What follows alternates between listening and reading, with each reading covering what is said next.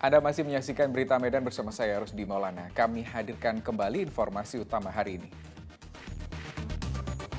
Ratusan warga menolak rencana pembangunan lokasi wisata kuliner di pesisir pantai Kabupaten Serdang Bedagai. Kasus pencucian uang yang dilakukan oleh Indra Kents dan Apin BK di Kota Medan menjadi dua dari sejumlah berita panas yang menghebohkan tanah air di tahun 2022.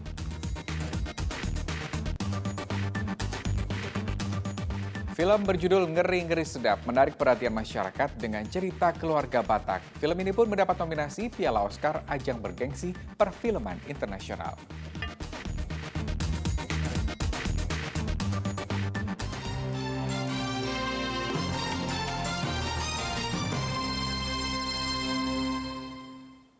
Tahun 2022, Medan menjadi sorotan atas kasus beberapa permainan uang yang melibatkan Crazy Rich Medan, Indra Kents, dan Apin BK. Dan berikut informasi lengkapnya untuk Anda.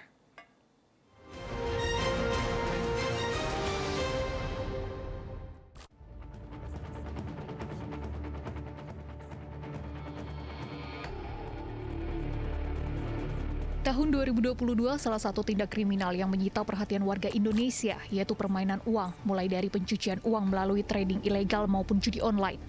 Polisi menangkap satu persatu bos investasi bodong berkedok trading binary option dan robot trading. Tak ketinggalan salah satu sosok yang mendapat sebutan Crazy Rich asal Medan, Indra Kents.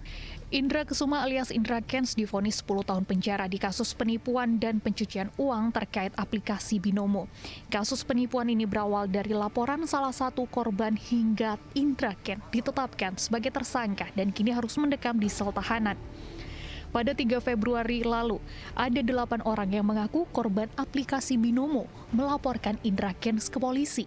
Mereka mengaku rugi sejumlah uang senilai 2,4 miliar rupiah. Pasal 184 KUHP, maka penyidik setelah melakukan pemeriksaan sebagai saksi melaksanakan gelar perkara. Setelah gelar perkara, penyidik menetapkan saudara Ika sebagai tersangka. Indra Kents dijerat dengan pasal berlapis, yakni tindakan pidana pencucian uang hingga penipuan. Sebesar-besarnya kepada seluruh masyarakat Indonesia, khususnya mengenal dunia trading. Di tahun 2018 saya tahu Binomo binary option dari iklan, kemudian saya pun mengikuti pelatihannya. 2019 saya membuat konten di YouTube, sampai saya dikenal sampai sekarang. Dari awal tidak pernah ada niatan untuk merugikan orang lain, apalagi sampai menipu. Aset Indra Kents juga disita. Total aset yang disita mencapai 57,2 miliar, termasuk sejumlah mobil mewah, 2 bidang tanah bangunan di Deli Serdang, dan 1 unit rumah di Medan Timur. Indra Kents didakwa pasal berlapis dalam kasus investasi bodong aplikasi Binomo. Indra Kents dalam kasus ini mulanya mengadakan permainan di aplikasi Binomo dan mengabarkan permainan tersebut melalui konten video di akun YouTube-nya. Merasa tertarik setelah melihat konten tersebut, para korban pun langsung berdatangan mendaftar dan bergabung pada permainan Binomo. Akibat perbuatan Indra Kents, para trader Binomo disebut mengalami kerugian 83 miliar rupiah lebih. Majelis Hakim menjatuhkan vonis lebih ringan. Indra Kents divonis 10 tahun penjara. Indra Kents juga divonis membayar denda sebesar 5 miliar. Yang bila tidak dibayar, diganti dengan pidana penjara selama 10 bulan. Majelis Hakim juga menyatakan barang bukti hasil tindak pidana dalam kasus Binomo harus dirampas untuk negara. Hakim menyatakan aset yang disita merupakan hasil judi dan trader Binomo merupakan permainan judi. Hakim menyatakan juga hal itu dilakukan sebagai edukasi agar semua pihak tidak terlibat judi.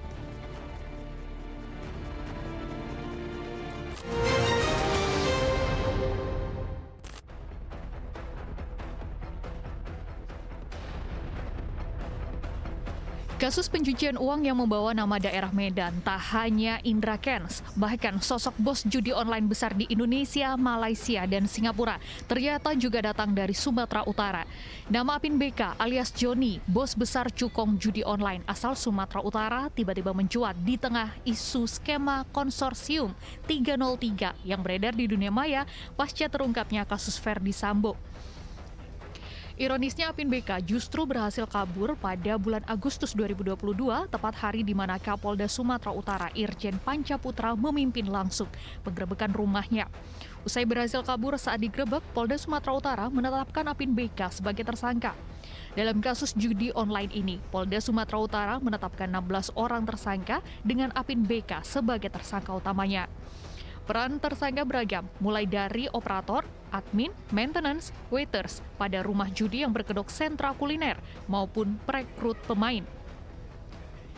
Nama Apin BK mulai senter terdengar sebagai pengusaha judi di Medan hingga ke Malaysia, Singapura dalam waktu 10 tahun terakhir.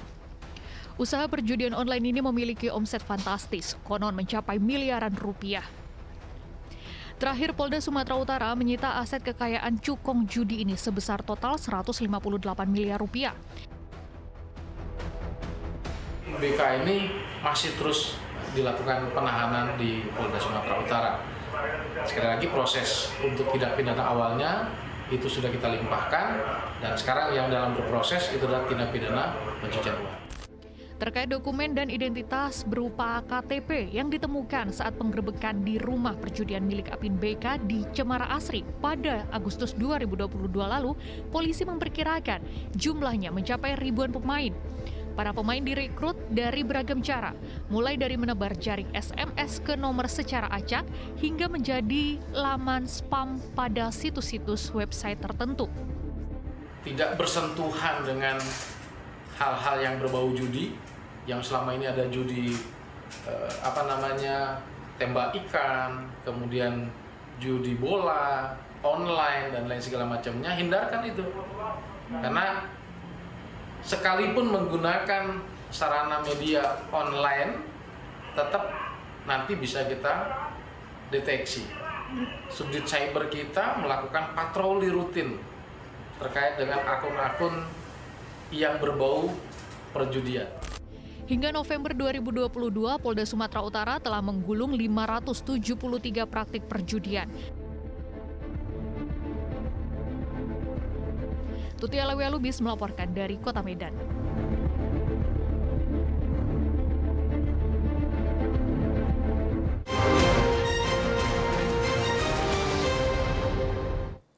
Ya, dari sejumlah karya film Indonesia yang tayang tahun ini, film Ngeri-Ngeri Sedap tembus dengan jumlah penonton 2,8 juta lebih.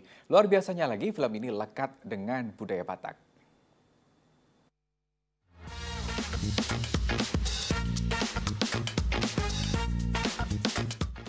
Film Ngeri-Ngeri Sedap salah satu film yang paling banyak ditonton di bioskop pada tahun 2022. Film garapan sutradara Benedion Raja Guguk ini berhasil menarik lebih dari 2,8 juta penonton sejak pertama kali ditayangkan pada 2 Juni 2022. Ngeri-Ngeri Sedap juga terpilih sebagai film Indonesia yang terpilih ke ajang Piala Oscar 2023 atau Academy Award ke-95 dalam kategori Best International Feature Film. Ngeri-Ngeri Sedap banyak mendapatkan pujian berkat menampilkan cerita keluarga yang dekat dengan kebanyakan orang. Dinamika berbagai masalah dan hubungan yang pelik antara orang tua dan anak, ditambah dengan latar budaya Batak yang bersinggungan dengan isu-isu masa kini. Film produksi Imaginary dan Kathanika Entertainment dibintangi aktor-aktor ternama. Arswendi Bening Suara Nasution, Tika Panggabean, Gita Bebita, Boris Bokir, Lolo, dan Indra Jegel. Sejumlah pemain juga berasal dari keluarga turunan suku Batak atau lahir dan tinggal lama di Sumatera Utara. Salah satu pemain Indra Jegel, ia berasal dari kota Binjai, Sumatera Utara. Ia mengawali karirnya sebagai stand-up komedian di Medan hingga mengikuti kompetisi stand-up komedian di Jakarta, lalu namanya melambung dikenal sebagai stand-up komedian serta aktor sejumlah film. Gak enak nanti jadi omongan orang-orang. Jadi apalah rencana kita? Aku dulunya juga sering nangis. Bukan di acting, tapi memang kehidupan keluarga Sumatera Utara tuh lumayan keras ya teman-teman. Orang tuanya tuh apa yang dilihat di depan mata kalau bisa dipukul ke anaknya ya. Itu tuh udah kayak suasananya udah berubah aja tuh, kayak Mak Domo, Botik itu udah nggak bisa diganggu, dia mainin emosi. Terus Gita tuh ngadep danau, didengerin musik gitu, dia kayak masukin nge-recall lagi suasana sendunya dia. Dengan keadaan kayak gitu aku juga nggak berani main-main kan, jadinya akhirnya suasana itu yang membuat kami ngerasa bahwa ini tuh semua pada serius, pada menjalanin scene ini dengan segininya gitu. Aku juga nggak mau jadi terus ngulang-ngulang terus, salah lagi, balik lagi gara-gara aku tuh, aku nggak mau juga. Jadi aku juga coba narik lagi momen-momen sedih yang dulu, membuka laci-laci lah kalau kata aktor-aktor sekarang tuh, membuka laci-laci sedihnya di mana kayak gitu-gitu. Dan ada satu scene yang aku sama bapak itu juga serius, itu tuh banyak juga yang nge-mention katanya kayak makasih bang udah bawain scene ini dengan baik, aku ngerasa relate gitu. Itu banyak faktornya, secara aku nggak mau mengomentari secara acting ya, tapi secara rasa, secara keadaan, secara whole cerita tuh sangat-sangat relate sama aku. Jadi tuh kayak beneran ngomong sama bapakku aja gitu. Orang daerah ya, yang sangat-sangat orang tuanya ya kita bilang kolot, iya juga, yang mana anak tuh ya kerja di bank, PNS yang aman ya kan, yang ya kerjalah yang pagi sampai malam, ada gaji bulanan gitu-gitu. Bahkan ini tuh sebuah kayak sebuah kritik juga ya, maksud aku bukan kritik, bahwa aku curhat juga di film ini karena lihat sangat relate. Yang pertama, Sahat itu anak paling kecil, aku juga anak paling kecil. Tipe Pak Domo itu emang tipe bapakku kali. Walaupun bapakku bukan Batak, tapi kayaknya keluarga Sumatera Utara tuh karena udah culture-nya begitu ya. Jadi teman-temanku juga punya bapak yang begitu. Benedion, sang sutradara film Ngeri-Ngeri Sedap, pria dengan marga Raja Guguk ini besar di kota tebing tinggi Sumatera Utara. Ia mengawali karir sebagai stand-up komedian, kemudian terjun di dunia film sebagai penulis skenario film dan sutradara. Beberapa memang kami berpikir untuk mempromosikan dengan cara berbeda dengan film-film kebanyakan gitu. Jadi seperti misalnya promosi yang kami ambil yang mungkin belum dilakukan oleh film-film lain adalah kami menempelkan poster di semua gereja HKBP. Gereja HKBP adalah gereja orang Batak di semua gereja HKBP di Indonesia. Lalu kami juga menempelkan poster di lapo-lapo di Indonesia gitu. Lapo-lapo adalah rumah makan khas Batak gitu. Terus kami juga menempelkan iklan di banyak sekali angkot di Medan gitu. Jadi cara-cara itu tuh memang sudah kami ambil cara-cara yang spesifik ke marketnya, tapi tidak menduga bahwa efeknya sebesar itu gitu. Seperti misalnya akhirnya banyak partai yang bikin nobar, kami juga tidak menduga sama sekali karena memang pada akhirnya kita sadar bahwa ada banyak sekali orang-orang partai itu orang Batak gitu kan, tapi kita tidak menduga bahwa itu ternyata menjadi sesuatu yang bergerak dengan sendirinya. Tak hanya membuat karya film yang membanggakan bagi suku Batak, film Ngeri-Ngeri Sedap karya Benedion juga berdampak pada sektor pariwisata. Rumah-rumah yang menjadi lokasi syuting dalam film Ngeri-Ngeri Sedap kini ramai didatangi warga untuk bersuah foto. Dan tentunya semakin banyak warga yang datang ke bukit di dekat Danau Toba untuk piknik seperti kegiatan yang dilakukan keluarga Pak Domo, tokoh dalam film tersebut. Keinginan, motivasi, tujuannya adalah juga mengenalkan Danau Toba gitu. Tapi ya lagi-lagi mengenalkan ketika filmnya ternyata sebesar itu, semasif itu, banyak penontonnya, ternyata efeknya juga jauh lebih besar daripada apa yang kami bayangkan gitu. Jadi begitu ternyata orang-orang berbondong-bondong datang ke lokasi syuting, tempat-tempat syuting jadi tempat wisata baru gitu, dan itu di luar dugaan dan sesuatu yang kami syukuri. Dari 2,8 juta penonton, siapa sangka beberapa pemimpin kepala daerah hingga para menteri juga menyempatkan diri untuk menonton film Ngeri-Ngeri Sedap. Salah satunya tokoh ternama di negeri ini, Luhut Binsar Panjaitan, Menteri Koordinator Bidang Kemaritiman dan Investasi. Kita tuh sampai saat ini kayak, ini belum tentu bisa terjadi lagi sih, ini berkat yang keajaiban yang belum tentu bisa diulangin gitu sih. Ya di Festival Film Indonesia kan, terus di situ ada Pak Menteri Erick Thohir, sebelumnya memang aku udah kenal sama Pak Erik, udah beberapa kali syuting bareng gitu-gitu. Terus hari itu Pak Erik malah nge-mention bahwa kamu keren, saya udah nonton loh film kamu. Terus kayak, waduh, Pak Erik nonton ya, kok banyak waktu ya Pak Erik ya. Maksudnya film saya gitu masa.